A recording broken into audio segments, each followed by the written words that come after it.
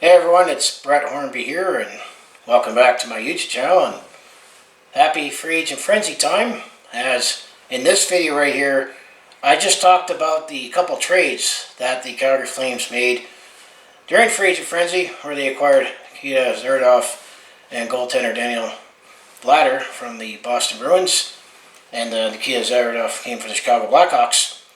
Well, now in this video, we'll actually talk about the signings that the Calgary Flames made, headlined by a couple players, and we'll touch upon the other depth players that the Calgary Flames have signed in Free Agent Frenzy on opening day, give you my thoughts and opinions on that, and then we'll debate on are we better as of this recording, about 6 weeks out from training camp beginning. It's a more compressed offseason. But before I get into signings, if you want to follow along this Calgary sports fans journey, just make sure you hit like and subscribe, and definitely could be a lot more Calgary sports content now that the NHL offseason has begun. And in August, we'll look at Calgary Stampeders content, game recaps, as well as get ready for, the training camp and any other moves that the Calgary Flames make in the offseason. So I felt coming into Free Agent Frenzy that the Calgary Flames were looking to, in the trades video, I felt that we brought in a top 4 defenseman and a backup goalie, or likely going to be the backup goalie. But I also felt that the Calgary Flames were looking to definitely revamp their bottom 6 or forward ranks to hopefully add a little more scoring and maybe some grit. I'm going to say the Calgary Flames have satisfied that so far, but there is one signing that I'm still a little on, just because of what it is. So the first signing that the Calgary Flames made, that is the big headline, is it was rumored for a week after, the recording period that you have to talk to players before Free Agent Frenzy, and this broke right at 10 Mountain when Free Agent Frenzy began, that the Calgary Flames signed Blake Coleman, forward Blake Coleman, to a 6-year deal worth $29.5 million, or $29.4 million overall, for a cap hit of $4.9 million. And Blake Coleman definitely is most synonymous for being with the Tampa Bay Lighting the last couple seasons, including winning the Stanley Cup. He's definitely a winger who plays on both sides.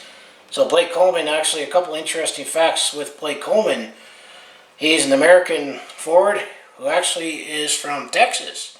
And another thing that I've learned about Blake Coleman is that what makes him even more interesting is that he is only the second player in NHL history to win a Stanley Cup that was born in the state of Texas. You know who the first player was that won the Stanley Cup that was from the state of Texas?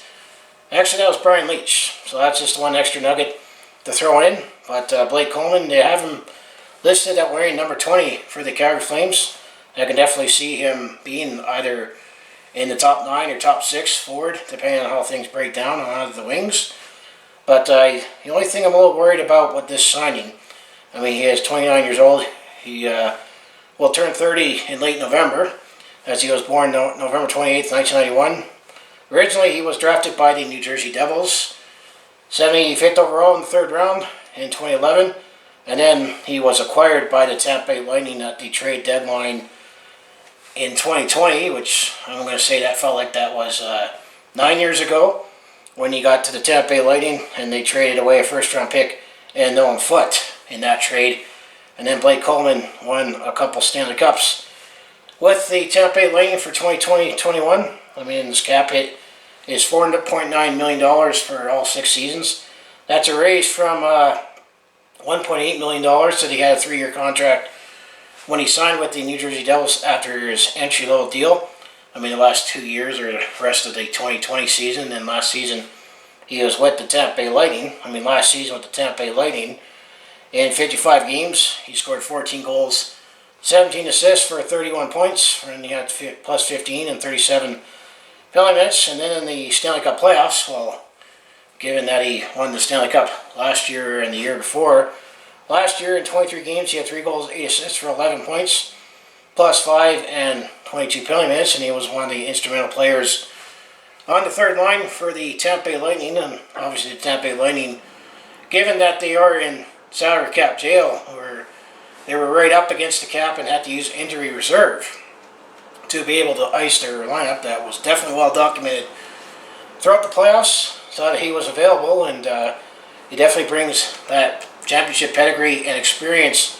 But the fact that it's a 6-year deal worth $4.9 million, up from $1.8 million, the fact that he was on those 2 Stanley Cup winning teams and on the open market, that I think inflates the value just a little. So right now, I mean, it looks like a good sign, and all the hockey pundits say that's a pretty good sign.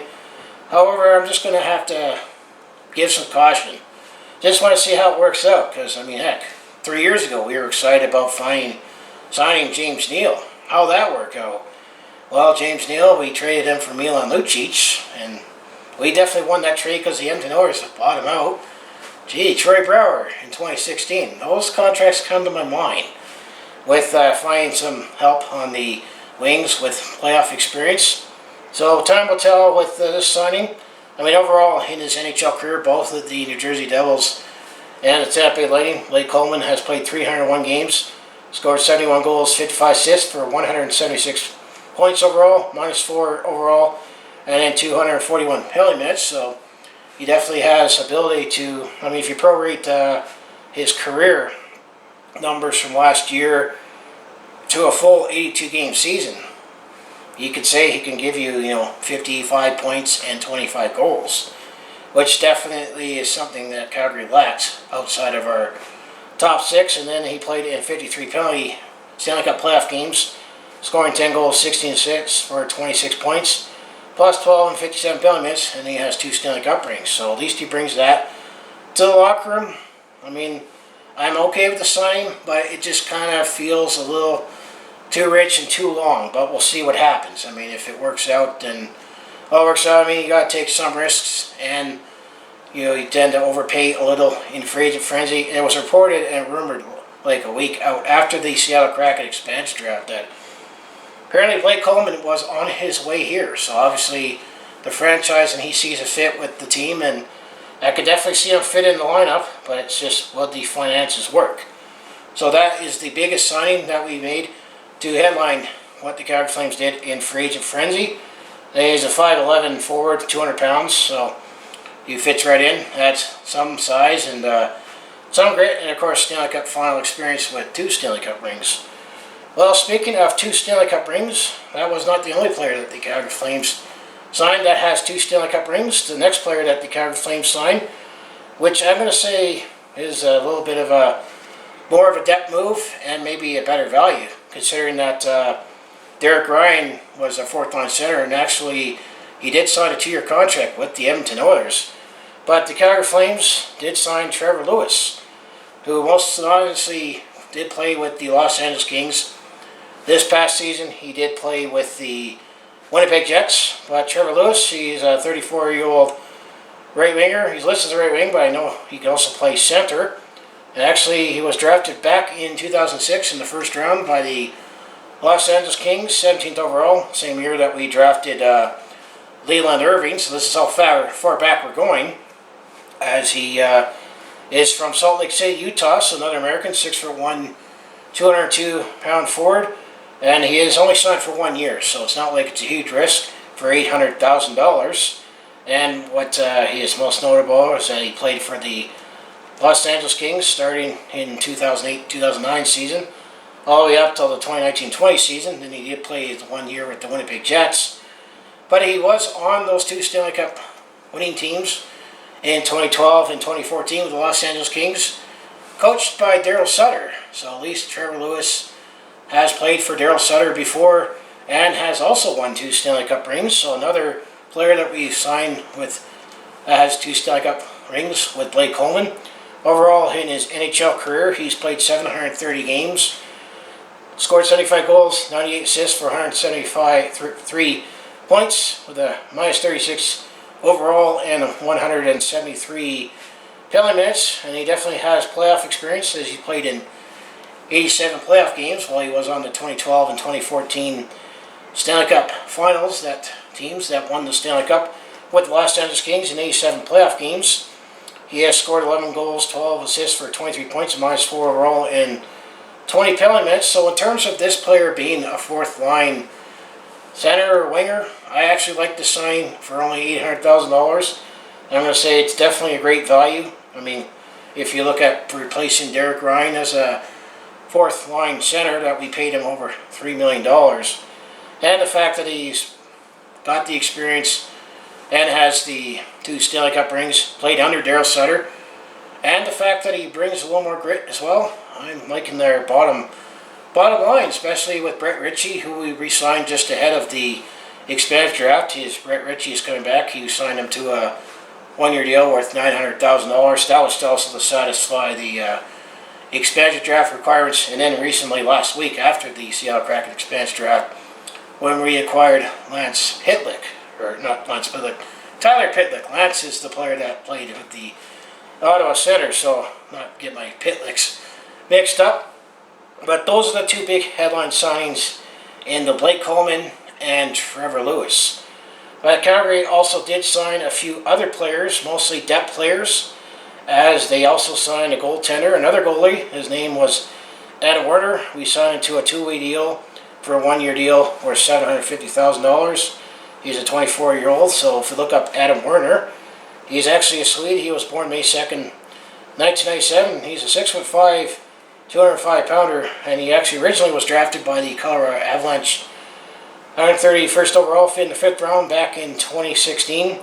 I do not think he's actually played in the NHL. Oh, he did play sometime in the NHL, 2 games. He has a 342 goals against average, a 914 save percentage. That happened in the 2020 season, but other than that, he's mostly been in the AHL, so we definitely signed some organizational depth, maybe potentially, competition for the backup goalie. Another Swede with Jacob Markstrom, but I think that Daniel Letter, who we acquired in trade with the Boston Bruins, I think right now has the in hand for being the backup goalie for the Calgary Flames. So that is one of the players. Another player that we signed is a right shot defenseman, and his name is Nick Simone, 26-year-old. We signed him to also a 1-year deal, 2-way for $750,000. So if you look up Nick DeSimone, he's an American from New York. He's a 6'4", 190-pound defenseman. They said the right shot. He was undrafted, so this is an undrafted free agent.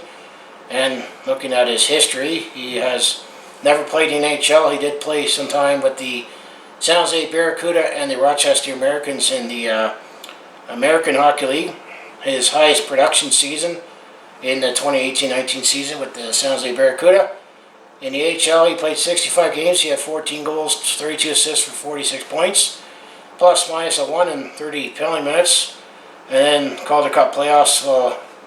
Like I said, this looks like a defenseman that, at least at the AHL level, does have some offensive pop, but I'm going to say this is definitely another potential depth signing.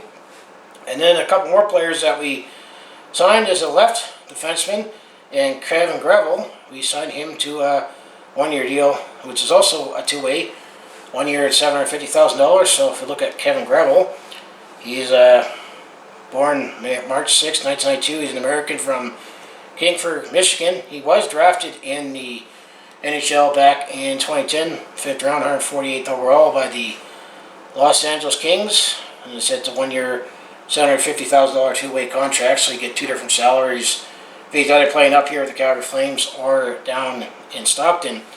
He actually has played some time in the NHL with the Los Angeles Kings. He also did spend some time with the Edmonton Oilers in 2018-19 and the Toronto Maple Leafs in 2019-20. So overall in his NHL career, he actually has played 109 games in the NHL with a combination of Los Angeles, Edmonton, and Toronto. He has 1 goal, 12 assists for 13 points, minus 2, plus minus, and 12 penalty minutes, and he has played in 1 Stanley Cup playoff game with the Los Angeles Kings in 2018, and he had just a minus 1. But most recently, the last season, he played all with the Bakersfield Condors in the American Hockey League in 37 games. He has 1 goal, 7 assists for 8 points for 0, plus minus, and 17 penalty minutes. And then he played in 6 Calder Cup playoff games with 2 assists and a minus 3. So that is Kevin Gravel. So it's a more organizational depth, because I'm thinking our top 4 looks set. So we officially get Nikita Zaradov signed to a contract as a restricted free agent. R.A. Rasmus Anderson and Rasadik, Ristanov, and Noah Hanifin. And then likely, I'm going to assume, unless we make any other transactions, that Yusuf Almaki and Oliver Shillington, and I still think we should bring back Michael Stone. We have not signed him, and he's still a free agent as a recording, so that looks like our defenseman. And then the last player that we signed for a minor deal is another right shot defenseman, and Andy Wilnowski. And we actually signed him to this is another two-way contract, 1 year at $750,000. So Andy Wilnowski is another American. This time he comes from Duluth, Minnesota. He's born April 27th, 1993. Originally he was drafted by the Anaheim Ducks back in 2011. Third round, 83rd overall. And looking at his NHL experience, he has played only with the Anaheim Ducks in the NHL. He has played 46 games with the Anaheim Ducks, the combination of 2017-18, 18-19, and then 2021 with the Anaheim Ducks. He has played 46 games with 1 goal, 5 assists, 6 points, -2, ±8 penalty minutes. And he's played in 3 Stanley Cup playoff games, all in 2018 for the Anaheim Ducks.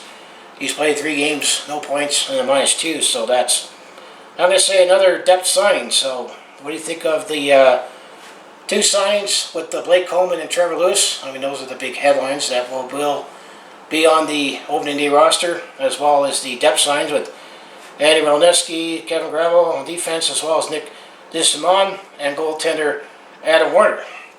So what do you think of those signings just for organizational depth? So when it comes to the Calgary Flames and their salary cap situation, now with all the signings that we made yesterday and still have some restricted free agents to still sign, the Calgary Flames still have $12.175 million in cap space, and I'm going to still say likely Nikita Zaradov, who we acquired from the Chicago Blackhawks, will probably get at least $3 million, and then you got Connor Mackey, Oliver Shillington, Yusuf Almaki.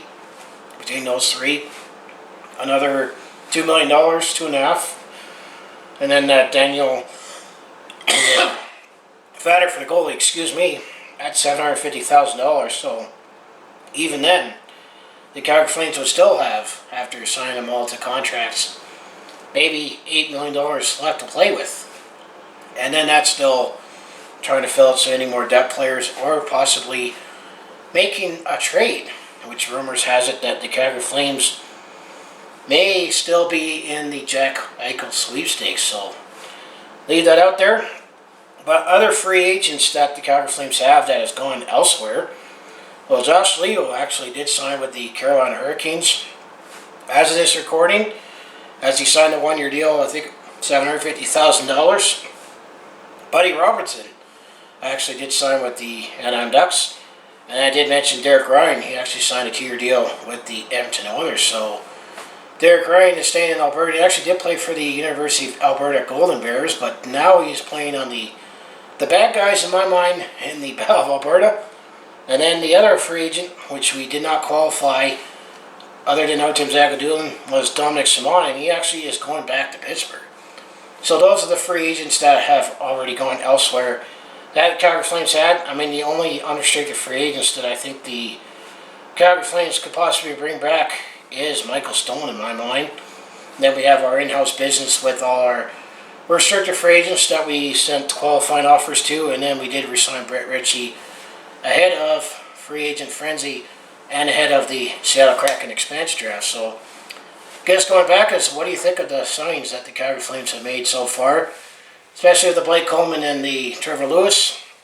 I mean, Blake Coleman looks like a good sign, but it just, I'm just a little leery on the term and length and how much money.